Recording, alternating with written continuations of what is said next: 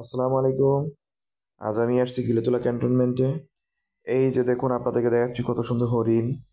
এই যে বাঘ চলে আসছে, বিশাল বড় বাঘ। এই বাঘে যদি ধরে তো জীবন শেষ।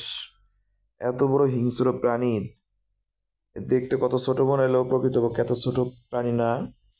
পার্শ্ববর্তী দেশ ইন্ডিয়াতেও আছে, তবে বাংলাদেশের বাঘগুলো একটু আউটস্ট্যান্ডিং। এদেরকে কিন্তু জঙ্গলে বলে মামা, বাঘ মামা।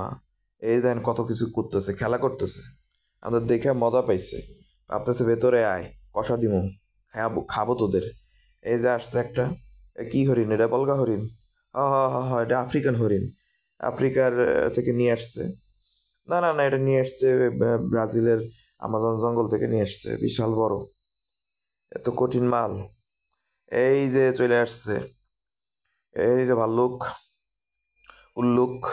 এই দেখেন কি করতেছে, আইসে বলতেছে হ্যান্ডশেক করবে। আমি দূর দূর থেকে সরে আসছি। আমার কয়ে আসো তোমার সাথে হ্যান্ডশেক করি।